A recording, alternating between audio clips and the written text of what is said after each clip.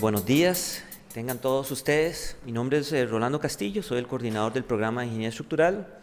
Hoy hemos organizado esta actividad para el día de hoy, titulada Reforzamiento, Rehabilitación de Puentes, que tenemos como expositor al ingeniero Ricardo Cisneros, gerente de ingeniería de Hilti Latinoamérica, ubicado en Panamá. Antes de hacerle una pequeña presentación, vamos a conocer un poquitito. Voy a usar unos 5 minutos para hablar un poquito del programa de Ingeniería Estructural y conozcan un poco más de lo que nosotros hacemos aquí en el ANAME. Como muchos saben, el Laboratorio Nacional de Materiales y Modelos Estructurales es una entidad académica de investigación adscrita a la Escuela de Ingeniería Civil de la UCR. Es un laboratorio nacional especializado en la investigación aplicada, la docencia, la transferencia tecnológica en el área de la infraestructura civil y vial. Hay algo importante que quiero resaltar y es el hecho que tenemos la responsabilidad de ejecutar las actividades de fiscalización, evaluación, actualización y asesoría técnica que las leyes 8114 y 8603 le asignan a la ANAME con el propósito de garantizar la calidad y la eficiencia de la inversión pública en la red vial del país. Muchos tampoco conocen sobre cómo estamos organizados. Entonces, el ANAME se organiza a través de programas y de laboratorios. Entre los programas está el programa de Ingeniería Estructural, el de Geotecnia, el de Ingeniería Sísmica y el de Infraestructura del Transporte. Y tenemos 3 laboratorios, el de Infraestructura Civil, Infraestructura Vial y Laboratorio de Fuerza.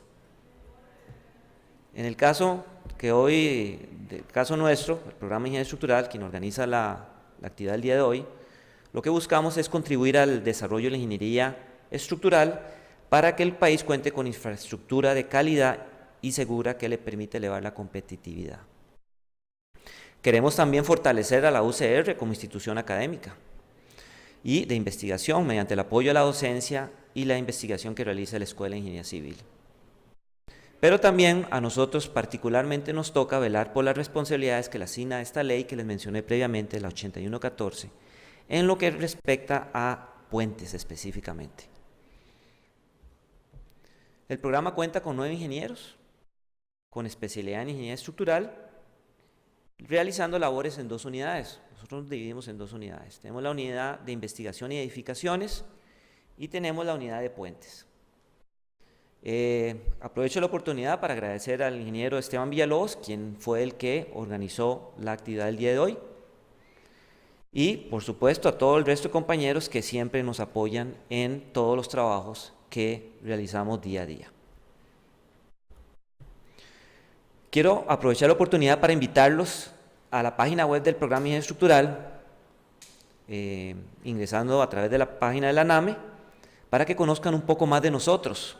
Yo sé que tal vez algunos de ustedes no se han metido y conocen un poquito. Les voy a ayudar un poquitito,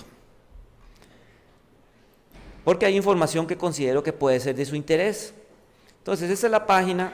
Pueden ingresar ya sea por aquí, por donde dice programas, Ingeniería Estructural, o pueden ingresar por acá, donde dice en este gráfico de Ingeniería Estructural.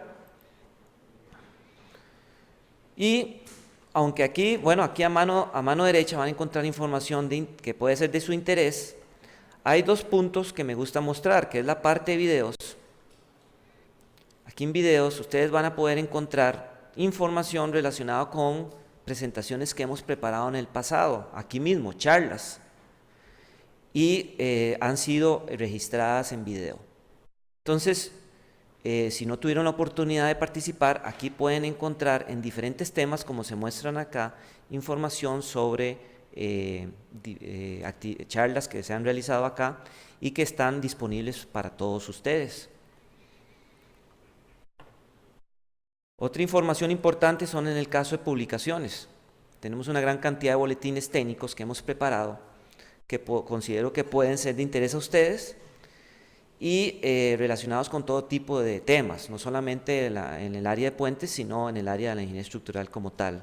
inclusive tenemos aspectos de viento y otros temas, tanques de acero, que considero yo que podría ser de su interés. Entonces, no voy a alargar mucho más esta presentación. Sí invitarlos, y por ejemplo, a diferentes actividades como la del día de hoy, que en este momento estamos dictando, que es un curso de introducción a la inspección de puentes. Este comenzó el 29 de octubre, recientemente, prácticamente ayer. Lo estamos dando 3 veces al año. El próximo sería, calculo yo, que en marzo del próximo año, por si alguno de ustedes no ha participado y que quisiera participar. Y adicionalmente, la próxima semana va a haber una conferencia técnica sobre puentes modulares de acero. Para eso hemos invitado a la empresa Mave de Inglaterra para que haga la presentación haga esta presentación. Creo que estamos casi llenos, entonces si tienen la oportunidad, vean si les interesa que participen de esta actividad.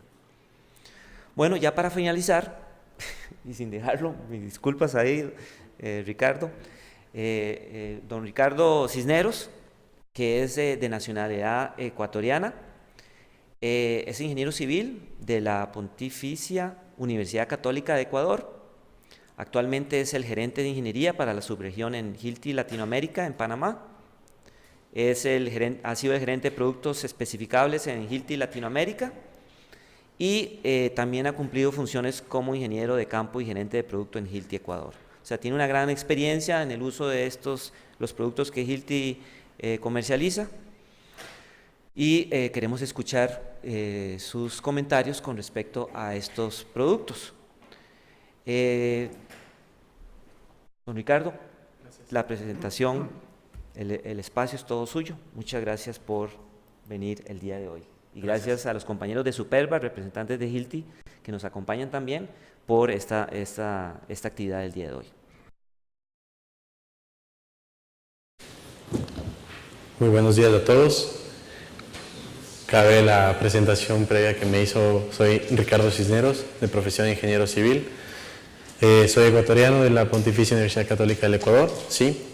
Y como lo mencionó, yo empecé mi carrera en lo que es la empresa Hilti, sí, es una multinacional que está alrededor de 120 países, con más de 22,000 empleados, ¿ok? El día de hoy vengo a presentarles sobre un tema importante, y lo que cabe a resaltar mucho es el refuerzo o la rehabilitación que se debe hacer en puentes, ¿sí? Independientemente el tipo de puente que sea, si sea colgante, atirantado o por cumbreras, ¿sí? El reforzamiento que se le debe hacer una vez cumplida su vida útil es indispensable, ¿sí?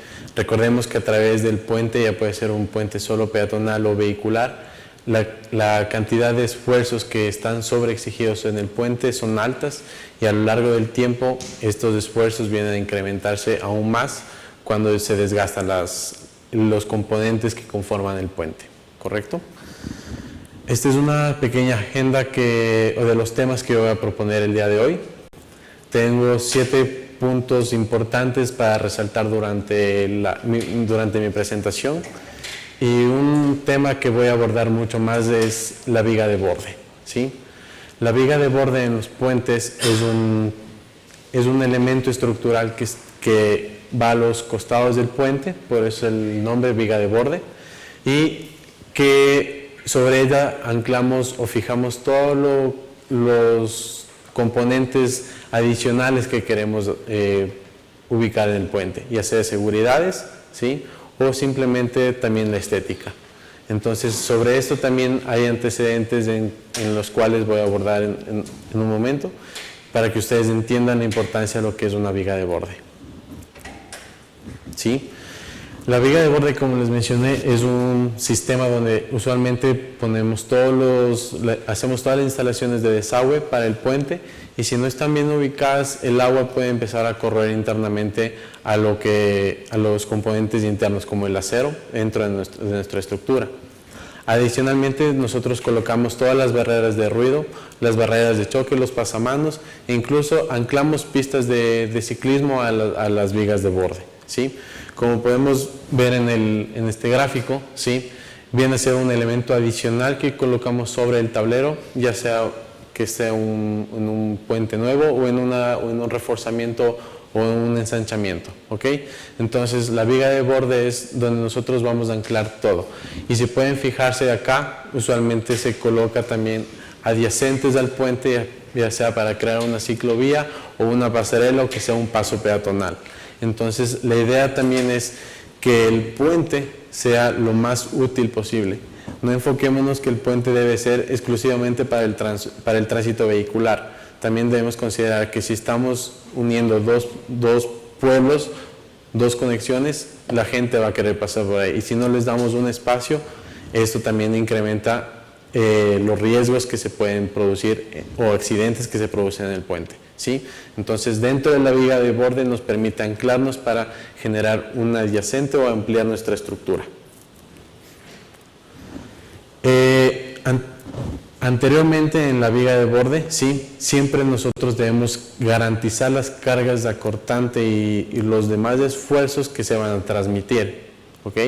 Ahora, tenemos muchas consideraciones que tomar en cuenta, como es las cargas de los bordidos que se generan en la viga de borde, ya sea de protección o barrera, para que los vehículos no se salgan del puente en sí, ¿sí? Si es que existe un impacto o un choque dentro del puente, las barandas sean capaces de resistir este impacto mediante una correcta fijación de los anclajes.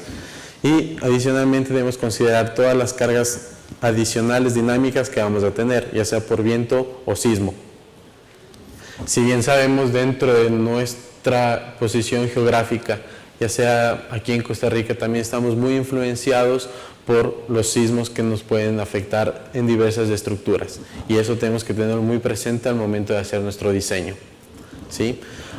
Adicionalmente, al momento de hacer una verificación de cómo está anclada la viga de borde, tenemos que considerar todos los esfuerzos, ya sean horizontales y verticales, que se van a transmitir en una manera global o local. De esta manera nosotros podemos identificar de manera óptima cómo realizar el diseño adecuado de nuestra viga de borde, ¿sí? Anteriormente la viga de borde se le acoplaba o era parte del elemento del puente, es decir, en los 50 se manejaba como una viga en cantilever. Entonces la viga de borde formaba parte de la estructura y no se generaba ningún paso, no daba la oportunidad de generar pasos adyacentes y formaba en sí de la estructura inicial, del tablero inicial del puente.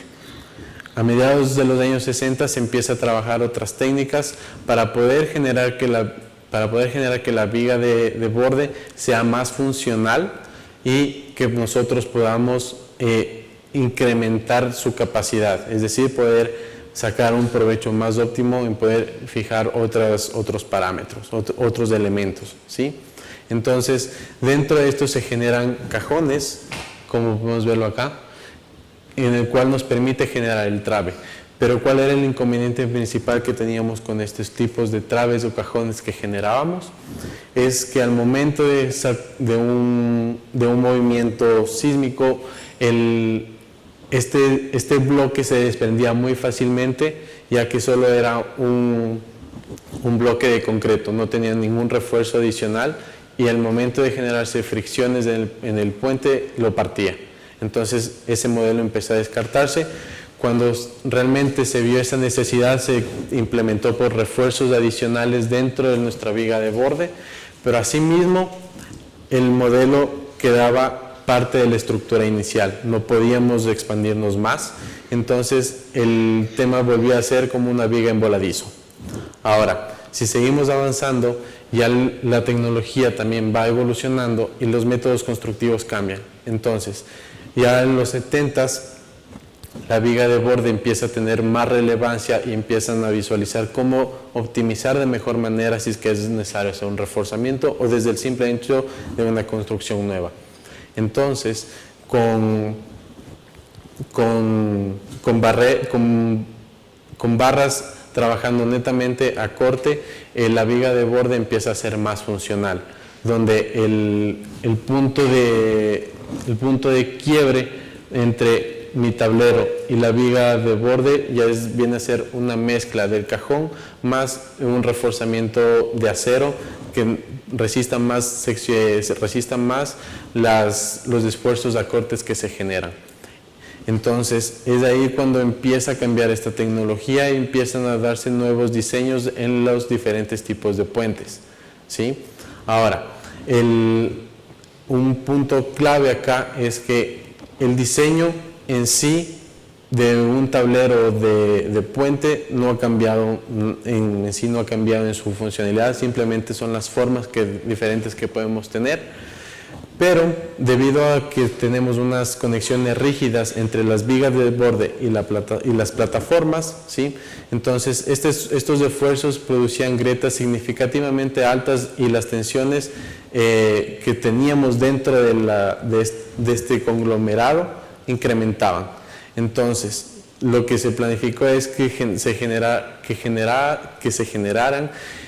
juntas transversales de cada 10-20 metros dependiendo de nuestra longitud de puente, y así nosotros poder mitigar estas grietas. De esta manera la durabilidad del puente se incrementaba y también podíamos controlar de mejor manera las condiciones ambientales que podíamos presentar. También el esfuerzo mínimo de lo que se consideraba para la viga de borde también se amplió, y se pudo determinar que los diámetros a utilizar para que sean capaces de resistir los esfuerzos acortantes que se van a generar sean de diámetros mayores a 12 milímetros, y nosotros poder generar una conexión más estable y también de esta manera poder satisfacer todas las necesidades que nosotros vayamos a requerir para nuestro puente. También se generó nuevos diseños, ya en la actualidad se han generado nuevos diseños, en el cual consiste, como ven en la fotografía, en una placa con 4 barras rígidas para poder absorber de mejor manera las cargas de acortante que se generan en el puente. Debido a esto, ¿sí?, se generaba una mayor rigidez dentro de la estructura, y esta placa de anclaje, ¿sí?, se aprovechaba mejor la flexión que tenía el puente. Pero, ¿cuál era la limitante de esto? En que esta solución era altamente costosa. Poder generar este detalle y obviamente llevarlo a la realidad era altamente costoso. Y no muchos diseñadores les gustaba este método debido al alto costo que generaba. Y bien sabemos que nosotros debemos siempre optimizar todos los costos posibles para que nuestra estructura sea lo más económica pero viable en todo sentido, ¿correcto? Entonces, en ese caso, ¿sí?, como no era una solución económicamente viable, la norma europea ha descartado este método para que no se use más como para que no se use para un reforzamiento para la viga de borde, ¿sí?, sino se usen otros sistemas. Y como les mencionaba, económicamente esto no era una solución viable, pero el generar esta estructura era muy, muy compleja.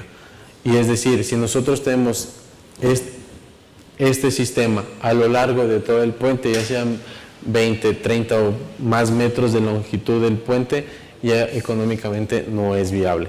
Entonces, si no se proporciona una conexión de refuerzo, estos anclajes rígidos no eran la solución adecuada. ¿Sí? Y como les mencioné, actualmente la norma alemana descarta esto y no ha producido o no ha generado ningún reemplazo funcional o viable para este tipo de anclaje, ¿sí? Entonces ya dentro de una norma alemana no está hábil o habilitado a usar este tipo de reforzamiento. ¿Y por qué fue el rechazo? Porque al final no se dio ninguna aprobación final. la norma alemana no estaba de acuerdo en que esto sea un sistema óptimo para el reforzamiento de puentes. Varias de las experiencias de la placa era que también debido al peso o a la geometría en sí de la placa, estas se dañaban o doblaban con facilidad ya cuando se invertía el concreto después de estudios que se realizaba.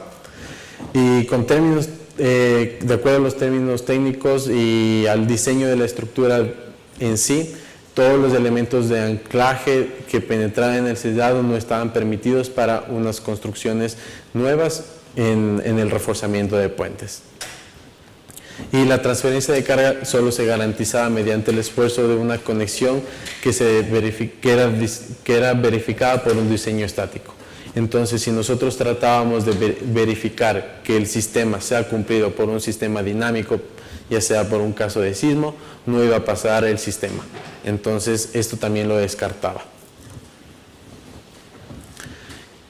Nosotros tenemos un sistema, ¿sí? Dentro de Hilti se ha desarrollado un sistema en el cual nos va a permitir generar de manera más simple y bajo los estándares actualmente de la norma europea, un sistema para poder anclarse en la viga de borde y que sea capaz de resistir todas las cargas de atracción que se está generando, ¿sí?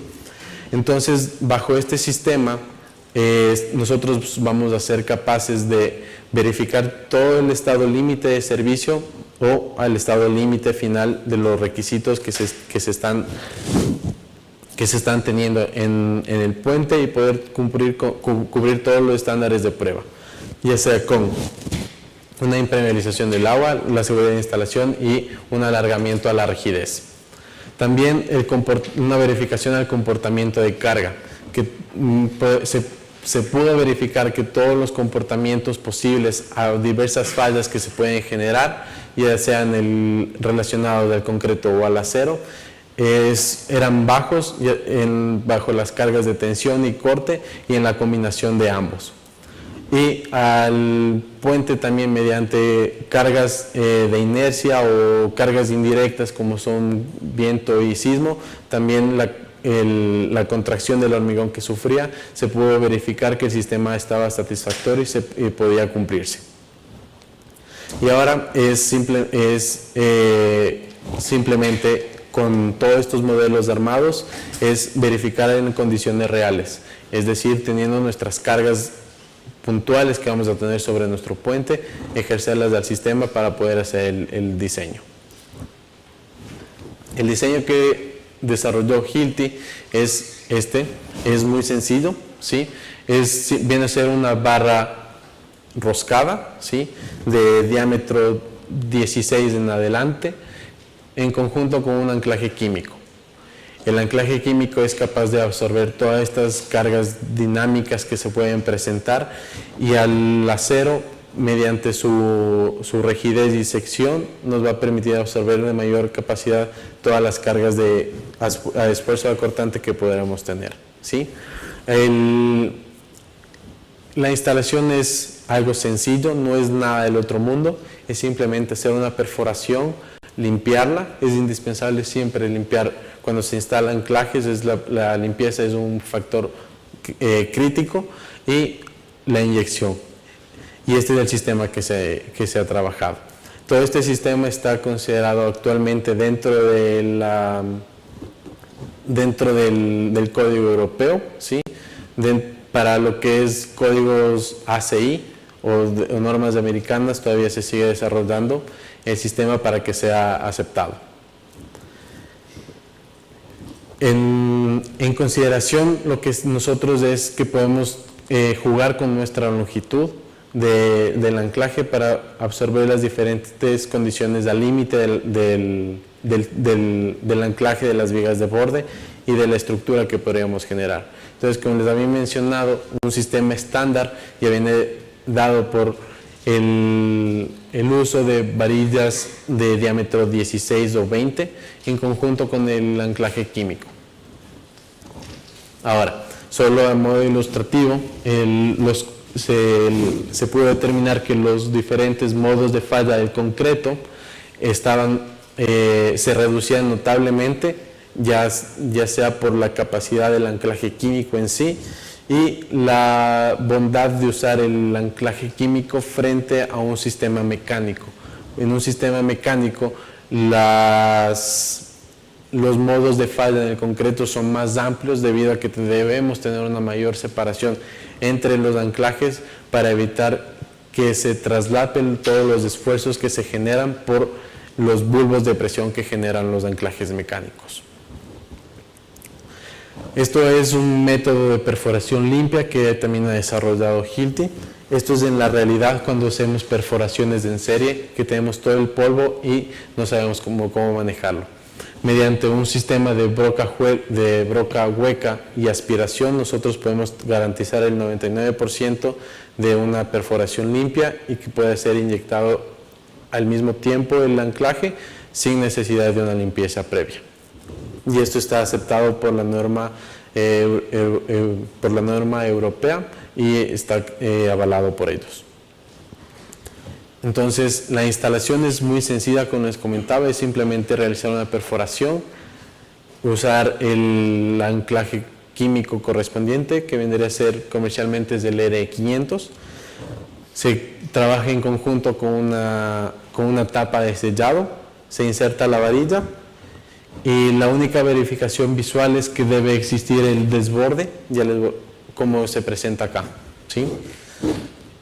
Pueden ver que aquí se genera el desborde del anclaje, ya sea en la parte central del anillo y en los alrededores, y la tuerca que manejamos siempre en la punta, no es nada más, y esto nos va a permitir poder aceptar todas las cargas que van a afectar en la viga de borde. Sí, de acuerdo, todo esto son los parámetros en los cuales se ha basado Hilti para hacer este diseño y que puede ser aceptado en los diferentes códigos o estatutos de Europa, ¿sí? Están aquí todas las certificaciones, esto lo podemos compartir después para que lo puedan revisar, no vale la pena ir en profundidad en este caso, pero estas son todas las aceptaciones y estándares que se ha cumplido. Proyectos de referencia en el cual se ha trabajado, en el puente de Nagetal, es en Alemania, el diseño lo hizo la empresa Sonoplan y lo que se usó fueron, en cada metro se colocaba 6 varillas de diámetro 16 y era un puente de rehabilitación de 523 metros lineales.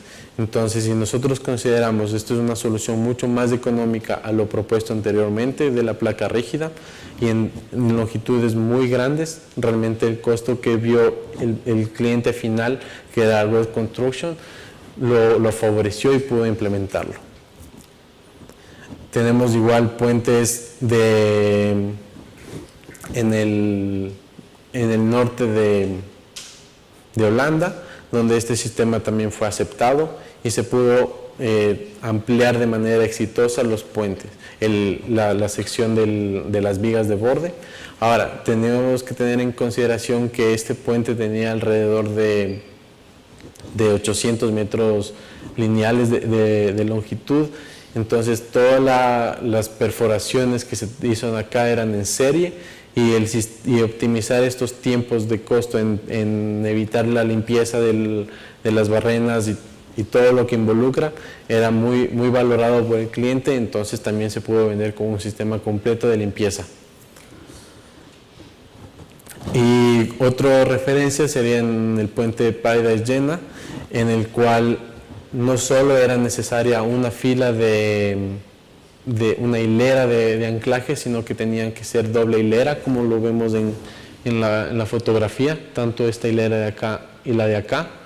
Era necesariamente por las consideraciones y cargas que iba a tener el puente, ya que no solo iba a ser de tránsito vehicular, sino también ahí se iban a suspender paneles de ruido y ampliarlo también para que sea ciclovía y una pasarela peatonal. Entonces, al incrementar estas cargas considerablemente teníamos que ir por una doble hilera de anclajes. Si me permiten un segundo.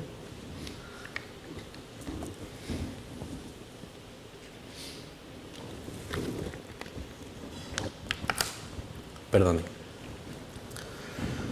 Otro punto principal dentro de lo que involucra un reforzamiento en puentes viene a ser el reforzamiento de la capa o de la carpeta de rodadura. La carpeta de rodadura usualmente es la que más sufre los desgastes, ya sea del tránsito que pasa o de las afectaciones climáticas que pueden tener el puente. A esto, mucho desde el punto de vista técnico se ha alcanzado que dentro de la vida útil del puente, el puente se ve afectado ya cuando pasa sus 30 años de vida útil, y obviamente se puede acelerar este proceso si es que tenemos industrias o puentes que están afectados cerca a ambientes mucho más agresivos en respecto a la corrosión. La adición o el ensanchamiento de la plataforma de rodadura, ¿sí?, hoy por hoy es un método preferido en cuales los contratistas lo que hacen usualmente es lastimar de manera importante a la estructura, ¿sí?, es decir, poder sacar todo lo que está antiguo, su carpeta asfáltica, y poder exponer todos los refuerzos que están presentes en la estructura vigente, ¿sí?, para poder anclarse de manera efectiva dentro de esta carpeta. Ahora, en cuestiones de eficacia, esto es un trabajo muy laborioso y que genera un alto costo al momento del puente.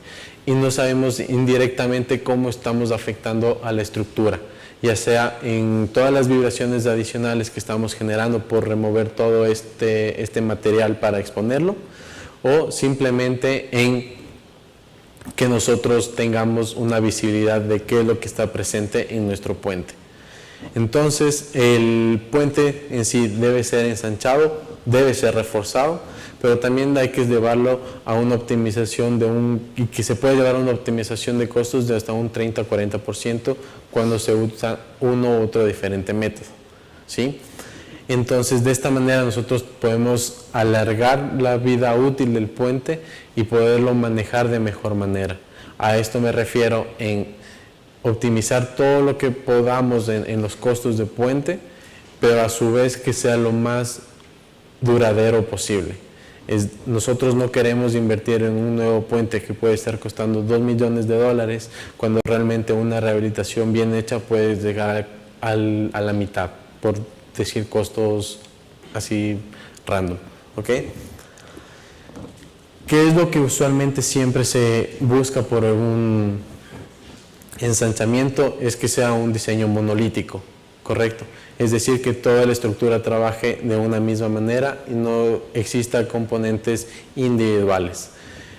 Tenemos sistemas monolíticos, sí, también en las estructuras, en las edificaciones, cuando trabajamos sistemas compuestos, ya sea acero con concreto, y nuestra función es que la estructura se comporte de manera monolítica. Pero en puentes tenemos usualmente todas las secciones son de hormigón, y al momento de ensancharlos o agrandar estas secciones, las conexiones que nosotros generemos en la estructura madre, en la principal, debe ser importante para que todo este sistema podamos trabajarlo de manera que podamos cumplir todas las normas establecidas y poderlo trabajar de una manera uniforme a toda la estructura. ¿Sí? Consideración a esto, tenemos que toda la transmisión de esfuerzos cortantes y de tracción que se transmiten de un nuevo elemento al existente, debemos tener mucho cuidado en esto, ya que los esfuerzos, si sobrepasan, podemos afectar de gran manera a la estructura original, a la estructura madre, y podemos desplazar tranquilamente todos estos esfuerzos que se generan. Debemos tener en consideración que al momento de unir estos dos elementos, el viejo con el nuevo, debemos tener nuestra rugosidad en una junta. Esta rugosidad debe ser de una tolerancia mínima para que todo el componente, ya sea todas las barras que están ancladas y el hormigón nuevo con el viejo, trabajen de manera ideal y se comporte de la mejor manera. Más allá de generar elementos rígidos, también a través de esta contribución de la rugosidad y que el coeficiente de rugosidad sea lo mínimo posible para que no exista ningún deslizamiento en un caso eventual, ya sea por un sismo o alguna carga dinámica excedente.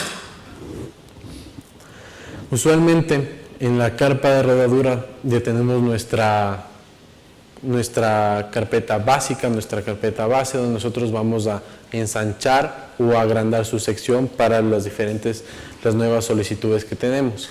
Ahora, hemos visualizado que existen 3 métodos tradicionales que usualmente se usa para el ensanchamiento de esta carpeta asfáltica o de la carpeta de rodadura en el caso de un puente totalmente de hormigón. Usualmente se usa pernos a cabeza, que su beneficio nos da un soporte en los cálculos que podemos hacer, y es más fácil la determinación de todos los esfuerzos que van a ingresar. Su forma geométrica del componente nos va a permitir que trabaje de mejor manera lo que está antiguo con lo nuevo. En una consideración negativa como desventaja tenemos que no podemos nivelar esto, simplemente es un sistema que no nos va a permitir el poder jugar con las diferentes alturas para poder tener nuestro mallado para la temperatura, y los costos de materiales de generar este tipo de pernos es muy alto. También tenemos otros sistemas de lo que es una varilla roscada y una placa, en donde es un sistema con tuerca contra tuerca y con una placa en L para poder asentar ahí nuestra malla de temperatura o los refuerzos adicionales que vamos a colocar en la carpeta de rodadura. Es muy posible en este caso nivelarlo, si es que fuera el caso, ya que todos los elementos, y como es una varilla roscada, podemos jugar con nuestras alturas. Lo malo de este sistema es que es muy laborioso el sistema, ya que es un sistema de tuerca contra tuerca que se debe verificar que esté con su apriete correcto, y al final del día, si tenemos que instalar 10.000 de estos conectores, ¿cuánto tiempo nos va a llevar? Y eso ya nos acarrea costos indirectos que no los vemos tangibles. Y los que son más usualmente comunes y los más económicos, por decirlo, que es simplemente una varilla corrugada de construcción doblada. Entonces, obviamente esto es algo muy sencillo, muy rápido, pero al momento de inducir las cargas de este comportamiento o cuando vertimos el hormigón, estos se tienden a doblar con mucha facilidad y no nos generan los esfuerzos que nosotros estamos considerando. De esta manera nosotros pudimos generar un sistema un poco más híbrido, mixto, considerando las necesidades reales que se tiene cuando se hace estas aplicaciones, en el cual se trabaja con el perno mostrado, ¿sí? En el cual su cabeza nos da la facilidad de poder asentar ahí todas las barras que llegan directamente a la cabeza como refuerzo, los refuerzos adicionales. Nos permite también pasar unas varillas de 8 milímetros internamente para poder jugar con la malla de temperatura. Adicionalmente, su forma es una forma de tipo tornillo, como podemos ver acá en la punta tiene todos estos estriados. Lo que hace también al momento de ser instalado es que este anclaje gira, cuando se instala va girando y va socavando como un tornillo para que el anclaje quede de manera más firme, y adicionalmente en conjunto se trabaja con el anclaje químico. Entonces, de esta manera nosotros garantizamos tener una sección de alta resistencia y que sea capaz de absorber todas las cargas dinámicas o de cortante que se puedan generar mediante el anclaje químico. Es un anclaje que puede ser cargado inmediatamente hasta 100 kilos en en sí a la composición del anclaje, y toda la fricción que genera internamente en el socavado del hormigón le genera la adhesión perfecta para que el anclaje trabaje. Y su forma, también su geometría es una forma simétrica en el cual los esfuerzos acortantes son irrelevantes, ya que no hay ninguna discrepancia, o por su forma no se pueden disipar, o no llega de una manera más fuerte en una dirección los esfuerzos acortantes, y no se distribuyen equitativamente hacia toda la estructura. En ampliación es el sistema cómo trabaja, ¿sí? Mediante la sujeción con el anclaje químico, y también todo el esfuerzo que se genera el anclaje dentro del hormigón, ya cuando está con el nuevo hormigón vertido, es de manera racional, e incluso supera los métodos tradicionales mediante los ensayos que se han realizado. Es un sistema fácil de instalación, no necesita un operario calificado para poder hacer esta instalación del anclaje. Es simplemente utilizar las herramientas y las herramientas correctas y dar una capacitación previa, nada más. ¿Cuáles son ventajas que también nos permite este tipo de anclaje? Es que nosotros podemos jugar con diferente empotramiento para poder tener la nivelación. Como les dije, es un perno que trabaja por atornillado en sí, por su forma, entonces nos permite jugar con estas longitudes de empotramiento. Esos son ejemplos reales de cómo queda ya armado un ensanchamiento, un agrandamiento de las secciones de la carpeta de rodadura. Como les dije, nosotros podemos ir directamente sobre la cabeza a sentar nuestras barras de refuerzo, o el sistema nos permite atravesar una barra de 8 milímetros por su agujero que tiene para poder generar nuestros amarres en sí. Entonces, la diferencia acá es esta barra de 8 milímetros, simplemente para que nosotros podamos jugar con nuestras diferentes alturas y poder generar amarres, más no va a cumplir una función estructural, simplemente por una optimización de diseño.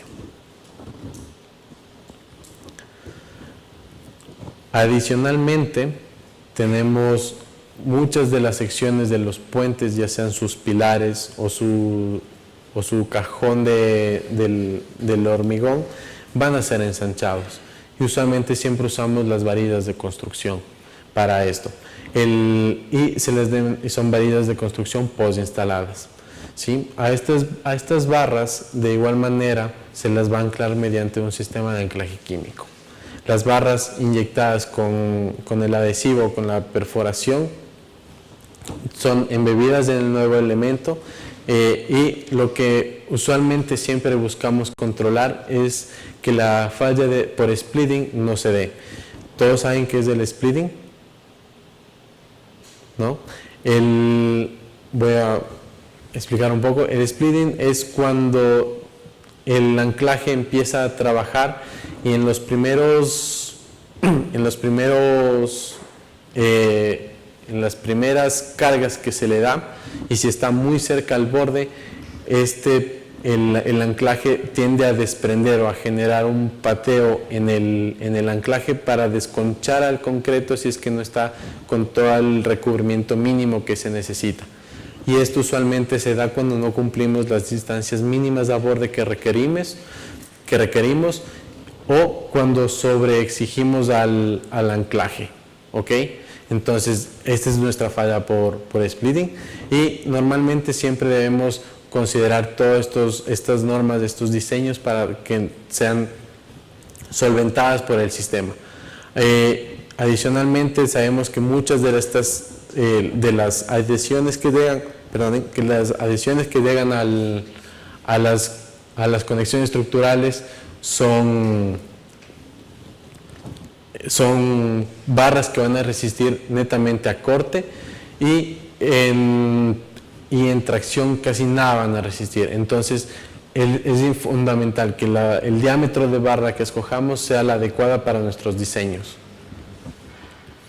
Adicionalmente debemos considerar que cuando nosotros trabajamos de conexiones de barras corrugadas postinstaladas, debemos cumplir la teoría de longitud de desarrollo, más no la longitud de anclaje, porque al momento que nosotros diseñamos o consideramos un diseño mediante la teoría de anclajes, debemos saber que nuestra limitante va a ser nuestra longitud de empotramiento, que va a ser máximo de hasta 20 veces el diámetro.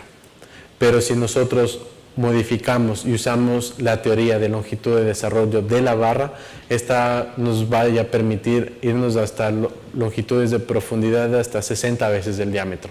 Entonces, de esta manera nosotros podemos enfocarnos y poder satisfacer las necesidades que, uno, la barra sea elongada de manera adecuada, y otro punto fundamental, que nosotros podamos insertar de la mejor manera estas barras y trabajen de la manera que estamos nosotros considerando en nuestro diseño.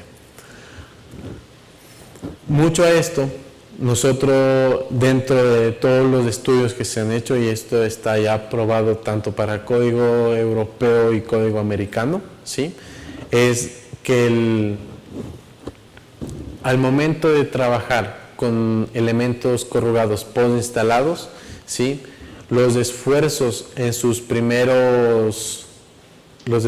que se tiene en nuestro diagrama de esfuerzo versus deformación son muy similares a los de embebidos, pero eso es únicamente cuando estamos hablando en las primeras cargas, se comportan de igual manera. Pero ¿qué pasa ya cuando vamos más allá de cuando empezamos a cargar más a nuestro elemento? ¿Sí? Se ha comprobado que el sistema con un anclaje postinstalado trabaja de una mejor manera que el sistema embebido. Ahora, imaginémonos dentro de nuestra estructura de un puente, si nosotros tenemos que hacer un reforzamiento y lo hacemos, mediante barras, buscamos a todas las barras para hacer la conexión y poder generar nuestro nuevo armado, ¿cuánto tiempo les va a tardar esto? Y también cuánto pueden afectar internamente a la estructura. Con el sistema postinstalado esto puede ser mitigado al 100%, donde simplemente es realizar una perforación limpia y poder insertar las barras con el químico. Ahora, de esta manera nosotros también garantizamos que la falla por splitting no se dé y poder tener recubrimientos o distancias de borde mucho más cercanas que con otros métodos. Ahora, el sistema en sí está aprobado y está testeado para que sea trabajado y pueda garantizar todas las conexiones que ustedes requieran, y mucho se considera a que es la nueva tendencia en usar el sistema postinstalado, ya sea para mejor ubicación de los refuerzos y poder mitigar todos los costos adicionales que te genera, en poder destructurar o destruir una estructura para que tú puedas anclar tus barras. De esta manera tenemos que la transmisión de cargas a profundidades distintas con la inyección de la resina, ¿sí? Ya actualmente hay 2 productos certificados para este tipo de aplicaciones, pero como pueden ver, las longitudes de traslape que tenemos en las barras, ¿sí?, y con diferentes profundidades de empotramiento, vienen a ser las mismas como si fuera una barra embebida, que viene a ser la barra embebida en el color negro, y el producto, por ejemplo, el ED500 es la barra roja. Entonces, como pueden ver, sus trabajos o sus esfuerzos son muy similares, por no decir casi iguales, y podemos nosotros distinguir de esta manera. ¿Qué es lo usualmente que se usa? Se usan los morteros rígidos o resinas rígidas o grouts rígidos para hacer estas conexiones. Y realmente al ser un grout rígido, lo único que se genera dentro de esta combinación de esfuerzos es que el sistema, este grout, no trabaja de la manera más óptima, sino lo que hace empieza a quebrantarse, a descascararse, y puede generar que la barra sea expulsada o simplemente no esté trabajando adecuadamente. Entonces, dentro de todas las conexiones que nosotros podemos generar, ya sea un ensanchamiento de nuestro tablero, ensanchamiento de las secciones o un alargamiento del puente que nosotros podemos tener, pero no obstante, todos los puntos a tratar en las fuerzas que son relevantes para la teoría que hemos considerado, ya sea un diseño de ACI o si es un diseño de ETAC, tenemos que tener en cuenta que nuestras barras deben trabajar siempre a su estado límite, a su límite de fluencia. Eso nos va a garantizar una seguridad en nuestra estructura y poder optimizar todo. Aparte, el armado de la estructura es de un armado mucho más sencillo y rápido que nos permite avanzar en tiempos más rápidos, de nuestra obra. A diferencia que si usamos otro tipo de anclajes o la teoría de anclajes, nosotros nos vamos limitados a lo que podemos hacer y realmente no vamos a ser capaces, o puede que no seamos capaces de soportar las cargas dinámicas que se van a dar en nuestra estructura. Por eso, al momento que consideramos el ensanchar el tablero de un puente, surge siempre las dudas: ¿cómo nosotros vamos a direccionar todas estas cargas adicionales hacia la estructura principal? Entonces ahí es cuando el ensanchamiento o la generación de nuevas secciones en el puente son relevantes, y cuando empezamos a generar todas estas conexiones adicionales a la estructura madre o la principal. Por el momento voy a hacer una pausa, ya que tengo entendido que hay un break para todos, ¿sí? Así que les invito a tomar este break y que lo disfruten. ¿O preguntas? Igual voy a seguir. Buenas. Nada más una consulta acerca de los anclajes. Bueno, yo ahorita lo que estaba viendo era el reforzamiento de lo que era la superestructura. ¿Hay alguna manera de utilizar ese tipo de productos a la hora de hacer la conexión entre la subestructura y la superestructura? Digamos, normalmente aquí los que yo he diseñado o he utilizado son los anclajes F1554. No sé si ustedes como empresa tienen algún producto semejante a ese. Además que, bueno, en la cuestión del código sísmico, en el capítulo 10, a la hora de utilizar este tipo de anclajes, normalmente dice que hay que usar ese tipo de F1554, no me acuerdo si era, creo que era esa norma la que utilizaba. Ok, dentro de nuestro portafolio que maneja Hilti en anclajes, ¿sí? Tenemos tanto anclajes químicos y mecánicos, ¿ok? Dentro de todo esto hay anclajes que están homologados y están certificados para que puedas tú trabajarlos bajo cargas dinámicas o solo estáticas, ¿sí? O ambas. En sí, todos los anclajes químicos, ¿sí? Están considerados para que sean trabajados en condiciones sísmicas o estáticas, ¿sí? En la parte de anclajes mecánicos, igual, hay anclajes específicos. En lo que va relacionado a normas que cumplen, todas cumplen las normas de si lo consideramos, acá se usa más códigos bajo norma americana, ¿correcto? Entonces, todos los anclajes están certificados bajo la norma americana, ¿sí? Entonces, la ICC es quien ha evaluado todos nuestros anclajes y te da todas las directrices o métodos de utilización que tú puedes ocupar.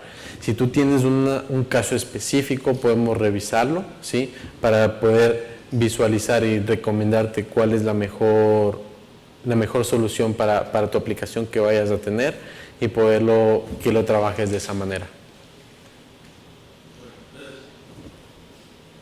¿Alguna otra pregunta? Yo tal vez tengo una consulta.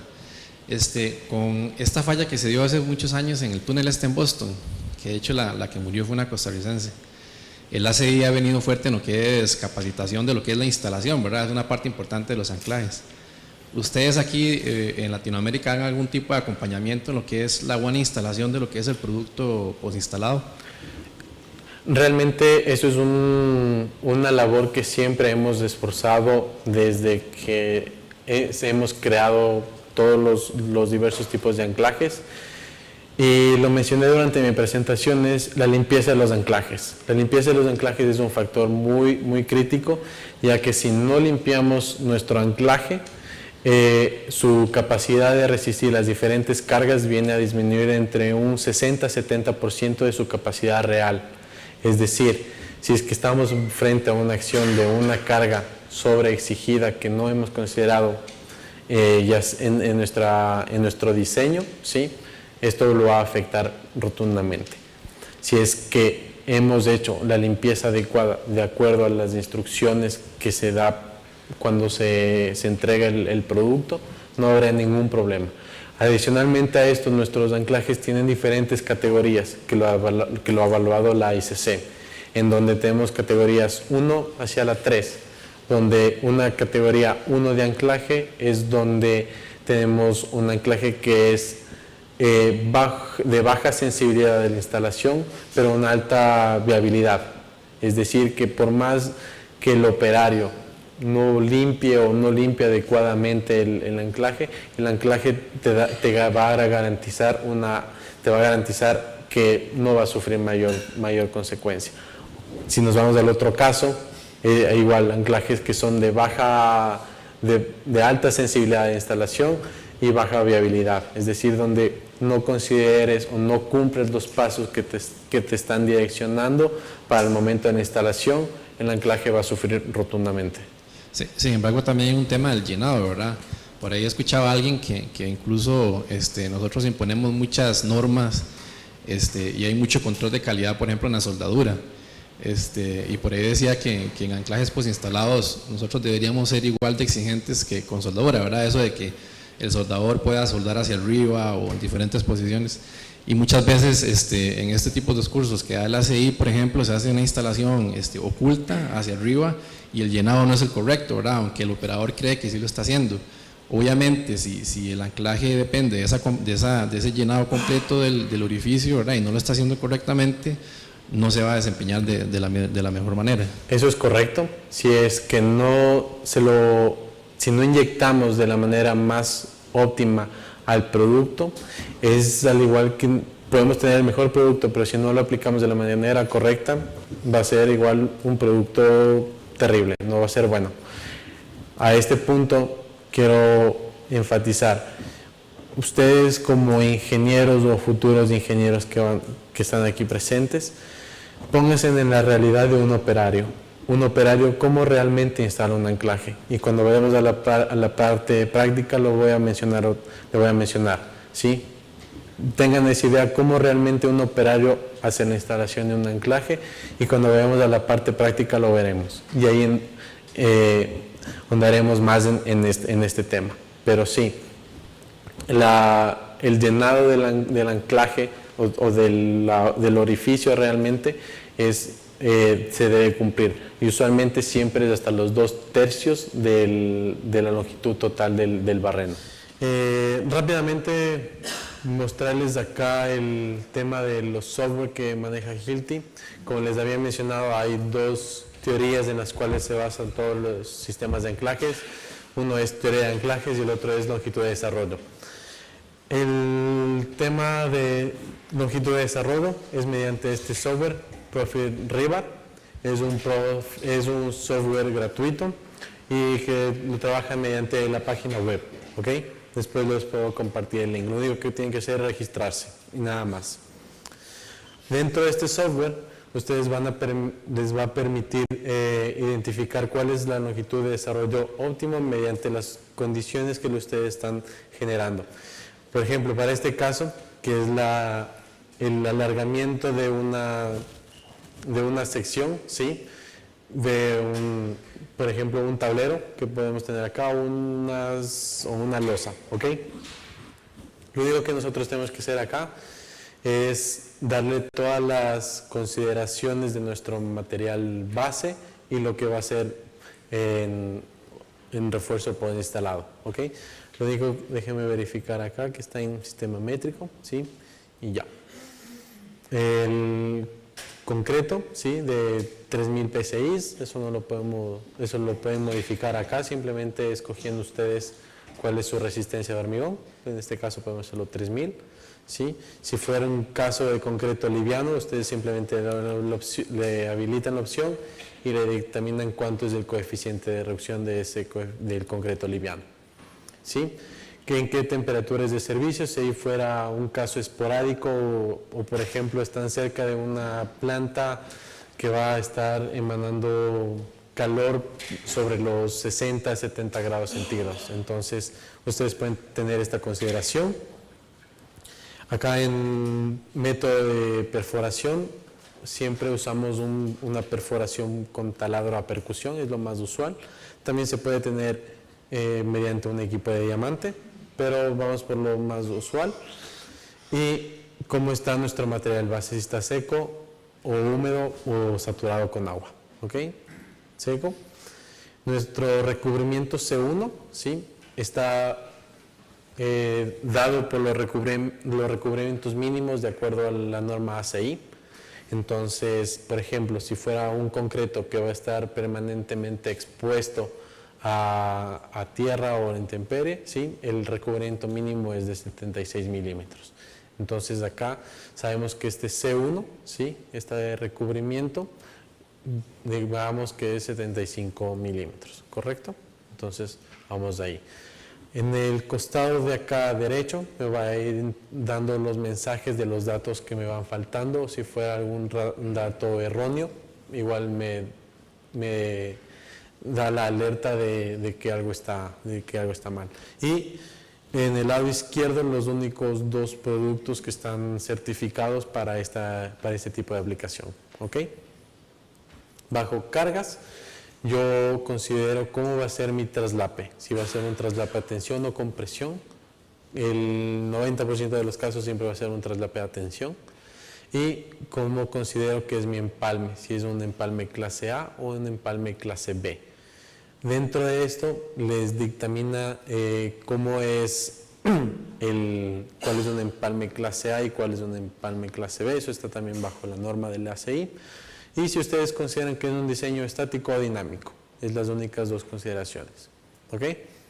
Por el refuerzo colado, es el refuerzo que está ya en mi estructura, y lo único que yo tengo que dictaminar acá es si es que qué tipo de acero es, una STM 615 grados 60, que es el más común. ¿Qué diámetro de barra yo tengo? Por ejemplo, barra número 5, ¿sí? Que sería en este caso 5 octavos, ¿sí?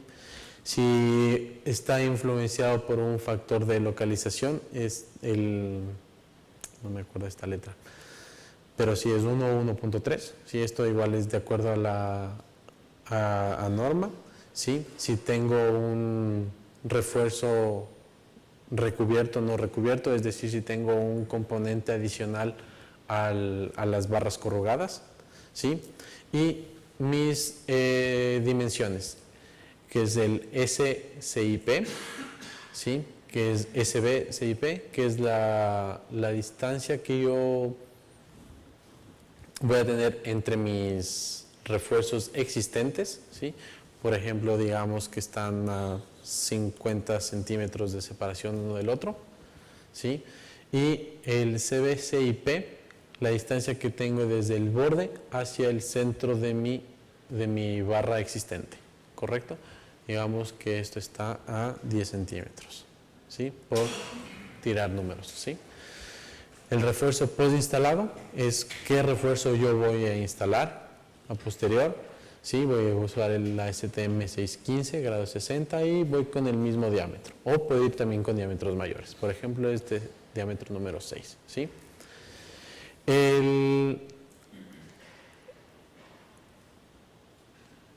Como sabemos, dentro esto toma a la fórmula de longitud de desarrollo, ¿sí? Y sabemos que podemos, el famoso KTR, ¿sí? Que si queremos ser conservador podemos utilizar 0, o si queremos podemos calcularlo, ¿sí? En donde vamos a requerir nuestra área transversal, nuestro espaciamiento que vamos a tener y el número de refuerzo que vamos a tener. En este caso, para hacerlo rápido el ejemplo, siendo conservadores, vamos a irnos por un KTR de 0. Igual, si es que existe un factor por refuerzo de cubrimiento o no recubrimiento, y de localización de refuerzo, ¿ok? Y de aquí es simplemente dictaminar qué longitudes yo voy a tener entre mis refuerzos existentes. Digamos que igual quiero tener los 50 centímetros de separación.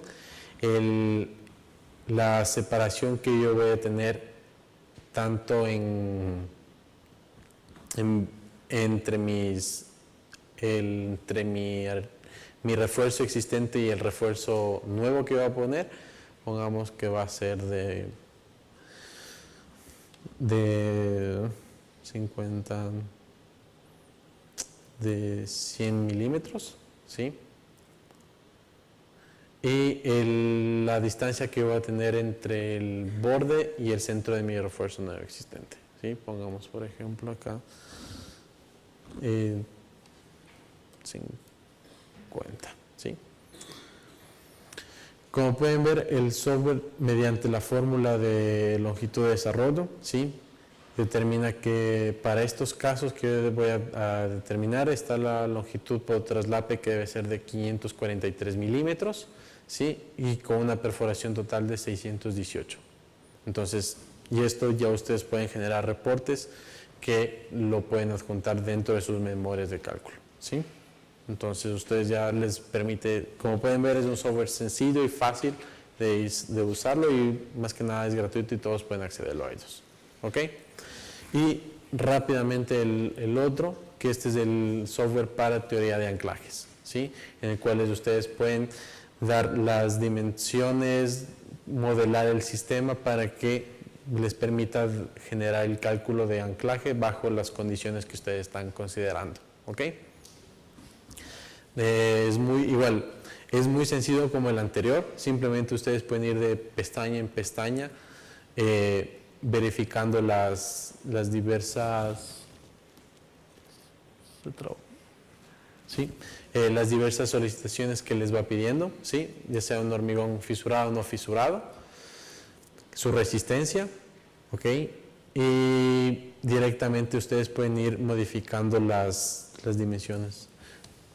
Cabe resaltar que aquí abajo, ¿sí?, se encuentran bajo qué unidades están trabajando. No se ve muy claro, pero por ejemplo, para lo que son longitudes, se está trabajando en pulgadas, lo que es fuerza en libras y momento en libra pulgada, ¿sí? Esto nosotros podemos modificar a las unidades que ustedes trabajan. Simplemente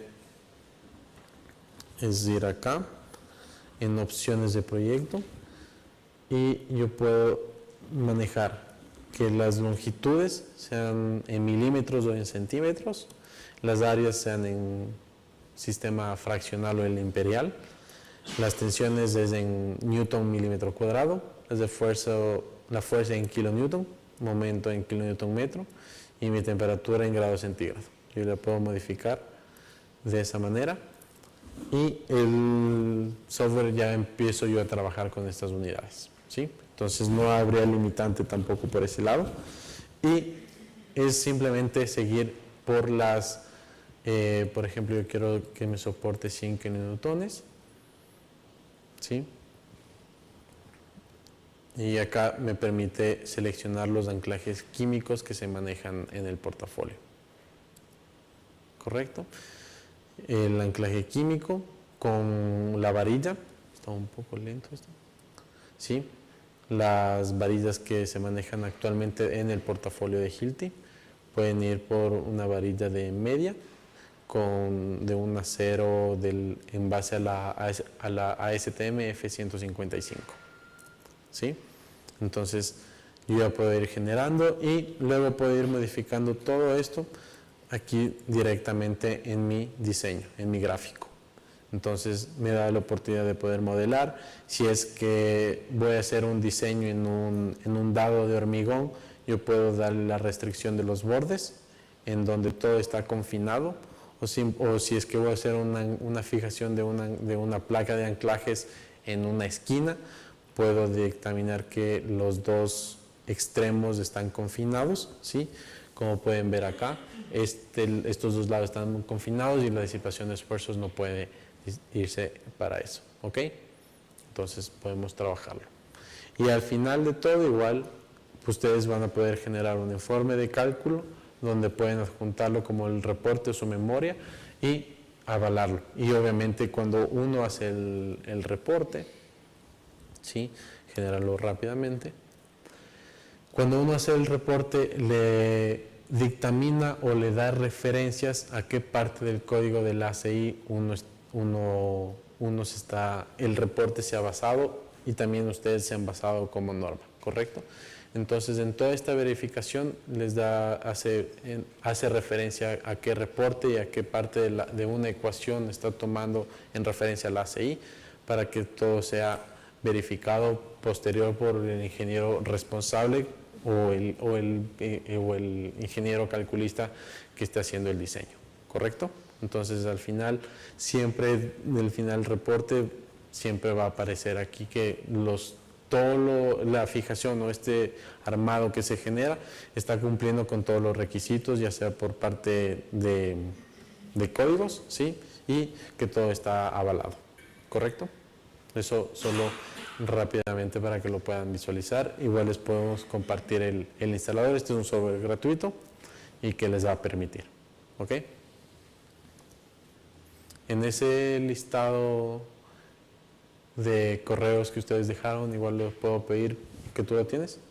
Ok, entonces ahí se les envía ambos links, tanto para de los dos software, ¿sí? Uno trabaja en una página web, ¿sí? Y el otro sí es una aplicación de escritorio. Volviendo y para finalizar los tres temas pendientes que tenemos, ¿sí? Tenemos algo crítico que siempre debemos manejar, es cuánto nos afecta todos los elementos que están expuestos a intemperie, ¿sí? Cuando nos afecta esto es un tema muy crítico porque sabemos que está involucrada la corrosión, los elementos se desgastan, empieza a quebrantarse en sí la estructura y más aún cuando existen filtraciones dentro de nuestra estructura. Sabemos que ahí es un tema muy crítico y el retrabajo o todo lo que involucra para resanar este elemento es muy crítico. A esto siempre se ha usado o se está empezando a usar geomembranas que nos permitan generar esta impermeabilización de los elementos y más que nada la impermeabilización de los estribos de los puentes, ¿sí? Como sabemos, los estribos de los puentes son quienes van a soportar o desde ahí parte nuestro puente y se da todo el soporte y si no están correctamente impermeabilizados, el trabajo de resanar esto involucra mucho en condiciones de seguridad y obviamente incluso a cerrar un puente y que no sea posible el uso mediante esta reparación. Entonces, ¿qué es lo que se hace? Se usa geomembranas para poder recubrir a estos elementos, a los estribos y que el agua pueda fluir con mejor facilidad internamente, o sea, por las caras de esta membrana. O simplemente si existe algo adicional, una lluvia fuerte y todo eso, el agua pueda circular con mayor facilidad, ¿sí? Ahora, ¿cómo se lo fija esto? Esto se lo fija mediante un sistema de fijación directa, ¿sí? Que es mediante, como se ve en la fotografía, una herramienta, ¿sí? Mediante un sistema de una arandela plástica de alta resistencia y con un clavo óptimo de acuerdo a qué consideraciones de corrosión yo voy a tener. Puede ser un clavo de zincado normal o un clavo inoxidable. Pero es de esta manera en cómo también se da la fijación de esto. ¿Por qué también es el uso? Voy a pasar a la siguiente diapositiva. ¿Por qué el uso de este tipo de arandelas? ¿sí? ¿Y por qué no usar directamente un clavo? Hemos determinado que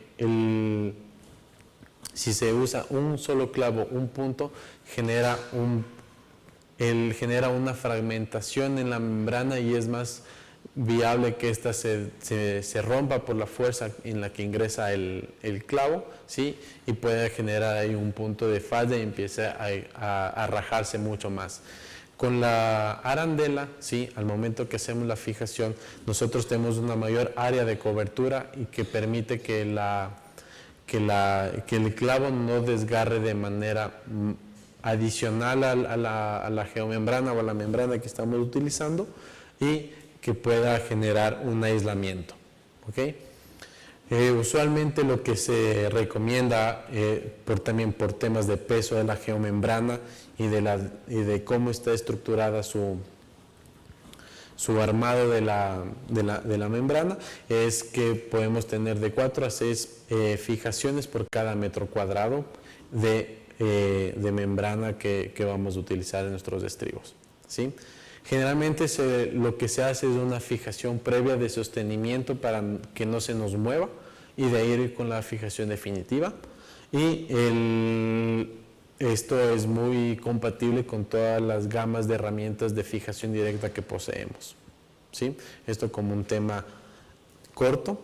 Adicionalmente tenemos en consideración que la identificación cuando estamos generando un nuevo, vamos a ir por un sistema de post instalado de reforzamiento, de ensanchamiento de las secciones, el poder determinar dónde y qué es lo que tenemos dentro de los pilares o de las columnas existentes es muy crítico.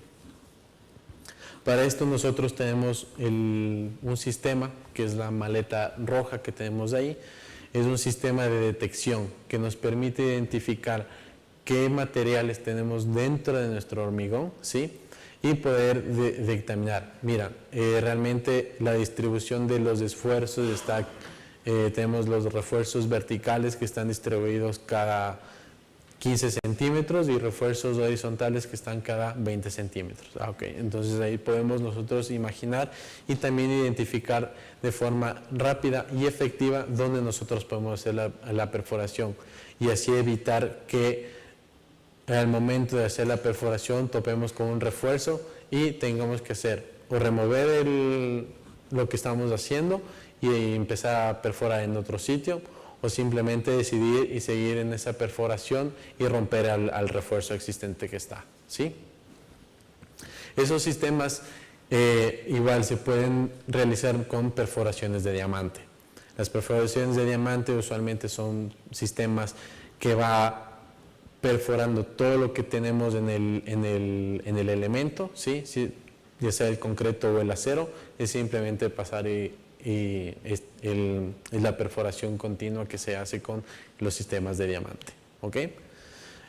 Entonces, si nosotros usamos un sistema de detección, nos permite identificar dónde tenemos estos refuerzos, qué es lo que tenemos, es decir, los diámetros aproximados que tendríamos, ¿sí?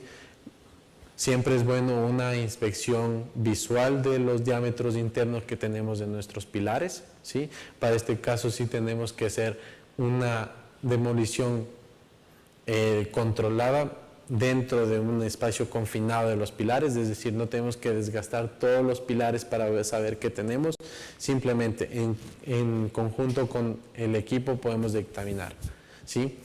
Esta inspección visual siempre es necesaria para también verificar el estado en los cuales se encuentran los aceros, porque si no hacemos esta verificación visual puede que los aceros ya estén altamente corroídos, entonces es necesario usar otros tipos de tratamientos o que el puente se haya hecho con varillas corrugadas lisas que se usaba anteriormente, y usualmente ese tipo de varillas se desprenden con gran facilidad, por lo que no tiene ningún sistema de rugosidad en su capa, ¿sí? Las juntas de dilatación y también los reductores de velocidad que podemos introducir dentro de nuestros puentes ya rehabilitados es importante. Las juntas de dilatación, como saben, van a comportarse a cómo se esté moviendo el puente, ¿sí? Usualmente de manera horizontal, y cómo mediante los movimientos que genere, ya sea un sismo o el paso del tráfico, ¿sí? A esto se dictamina usualmente que va la placa con una capa, un neopreno de alta densidad, de alta compresibilidad, pero ¿cómo es fijado? Usualmente usan métodos que no son capaces de resistir estos movimientos y toca estar siempre reforzando o rehabilitando las juntas de dilatación, y eso es porque no se usa un sistema óptimo para que sea capaz de resistir estas cargas de movimiento. Entonces, hay un producto que es muy fácil, es una ampolla química en el cual se inserta en el barreno y se la rompe con la varilla. Esto nos permite en que el anclaje obtiene una gran capacidad de cargas a corte y también las cargas dinámicas que se van a presentar. El punto acá es que todas las cargas que van a llegar pueden ser inmediatas, ¿sí? Una vez que este anclaje, mejor dicho, la cápsula se rompe, ya queda totalmente fraguada los componentes químicos que están en el interior y se puede ejercer carga directamente. A diferencia que si usamos un anclaje químico, debemos esperar su tiempo de curado, ¿sí? Que usualmente va hasta 12 horas y unos pocos hasta 24 horas, pero con este sistema tú puedes hacerlo inmediatamente. Entonces, no necesitas considerar otros tipos de sistemas para la fijación de las juntas de dilatación. Y el componente principal de esto es que es un sistema que está homologado y avalado para este tipo de aplicaciones. Y también tenemos los reductores de velocidad, ¿sí? Que esos suelen ser el dolor de cabeza más grande de todos los contratistas que están a cargo de un puente, porque uno no usa el anclaje correcto para este tipo de aplicaciones y con el paso del tráfico se sueltan o se rompen y empiezan a verse que todos los reductores de velocidad empiezan a salirse, están mal ubicados. Entonces el usar un anclaje correcto para esto es indispensable. Para esto nosotros hemos focalizado este tipo de anclaje que es tipo tornillo, ¿sí? El cual va excavando en nuestra carpeta asfáltica o en el hormigón que vayamos a tener, y la efectividad de poder resistir las cargas a corte o dinámicas que se presentan al momento de un paso vehicular en los reductores de velocidad es alta. Entonces, al momento de que nosotros insertamos este tipo de tornillo, es una fijación rápida y la manera en que es el tipo de acero que se trabaja es un acero dúctil, y aparte los esfuerzos que se presentan dentro de los esfuerzos que genera en los bulbos de presión del hormigón son reducidos. Entonces nos permite tener mayor capacidad de la resistencia del anclaje, más que otro tipo de anclajes que son los de cuña que se usan usualmente en estos casos. Y como un último punto es la corrosión, ¿sí? Bueno, no sé si aquí en San José tienen ese tema, pero en puentes que son adyacentes a la costa o que hay unas fábricas cerca, usualmente los niveles de corrosión son altos. Y la salinidad es un factor, es un punto que realmente toca bastante en lo que son los puentes o en cualquier tipo de estructuras, ¿sí? Entonces, si nosotros usamos los materiales correctos para el tipo de corrosión que nosotros vamos a tener, es importante saber las diferentes categorías de ambientes corrosivos que nosotros tenemos en los diversos puntos de nuestro país. A esto me refiero en que si es que yo tengo un puente o una estructura que va a estar cerca a una costa, sé que debo investigar qué tipo de agresividad de la salinidad voy a tener, porque si es muy alta debo considerar elementos que sean capaces de resistir esa capacidad de roer el acero, ¿sí? O si es que no fuera tan estricto en la requisición o o el cumplir este tipo de solicitación debo yo tener en cuenta. Debemos recordar que hay categorías de corrección desde de C1 a C5, siendo C5 el más agresivo de todos. Y eso usualmente se considera en plataformas que están sobre el mar, ¿sí? Pero si tenemos plantas o un puente que está cerca a la costa es un C4 y ahí necesariamente tenemos que ir con materiales que son de acero inoxidable. Y un error muy común que se usa es, yo hago mis fijaciones, yo hago todo, pero sí, yo uso anclaje inoxidable y estoy muy bien, pero mi elemento es galvanizado. Entonces, como sabemos, hay una diferencia de compatibilidad de materiales y el acero más noble, en este caso el galvanizado, empieza a sufrir de manera mucho más agresiva y acelerada su corrosión. Y también le influye al acero más duro, en este caso el inoxidable, por ejemplo el A4, el 316, también empieza a corroerse de manera más rápida que de la forma normal que se ha considerado. Entonces, ¿cómo sabemos de esto? Es poder identificar y saber qué elementos voy a necesitar que sean de acero inoxidable y todo trabajarlo en el mismo tipo de acero, ya que, como le expliqué, la incompatibilidad que se tiene es muy frecuente y no solo en puentes, en todas las estructuras que nosotros armamos. Y lo mismo pasa si usamos galvanizado en caliente, es el mismo tópico, ¿sí? Sin embargo, también este fenómeno va a depender de las realidades o las condiciones ambientales que también vamos a tener y puede influenciar mucho más rápido. Y, por ejemplo, la presencia de los electrolitos sobre la superficie del acero hace que estos dos contactos de los metales se genere esta corrosión más acelerada, ¿sí? Estos últimos tres tópicos son muy específicos y puntuales. Lo más importante en este punto era, creo que todas las consideraciones que nosotros debemos tener en lo que son vigas de borde, el ensanchamiento de las secciones existentes de nuestros puentes y a su vez el reforzamiento de la capa de rodadura que nosotros tenemos, ¿sí? Recuerdo que hace 1 año y medio estuve también acá en Costa Rica y pasé por el puente de la Platina, ¿sí? Y les conversaba, este puente están reformándolo recién. Me dijo, no, es un puente que ya viene con varios años siempre teniendo que se le hace un reforzamiento, que la carpeta de rodadura estaba mal y realmente y le decían el puente de la Platina porque tenían todas estas platinas metálicas como su tablero de rodadura, de lo que recuerdo. Y ahora lo pasé y ya está totalmente culminado, hicieron un reforzamiento adecuado y eso es importante. Debemos tener conciencia que no por irnos la opción más económica va a ser lo más viable y lo más estratégico en función país. Debemos visualizar siempre cuál va a ser el beneficio a largo plazo de lo que son todos nuestros puentes de cada uno de nuestros países y ver la mejor opción que es para eso.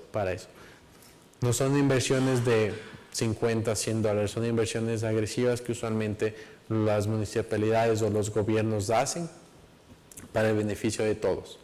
Entonces, en el cuidar y poder diseñar de la manera más responsable y usar todas las tecnologías existentes para un mejor uso y optimización de recursos es lo más ideal, ¿sí? A todo esto les agradezco mucho por su tiempo.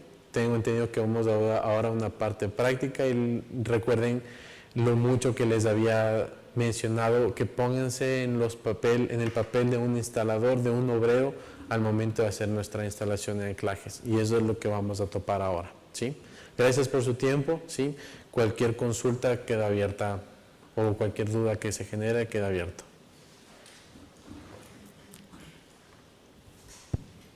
¿Alguna consulta?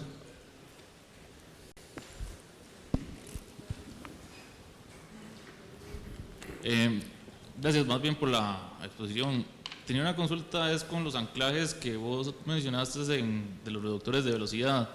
Este tipo de reductores de velocidad sí los he visto, y de hecho el ejemplo que planteaste es en capas de rodadura de concreto. Ahora bien, sí he visto aquí que también lo han hecho en mezcla asfáltica. La pregunta mía es, ¿varía el anclaje o varía el epóxico que le colocan a eso?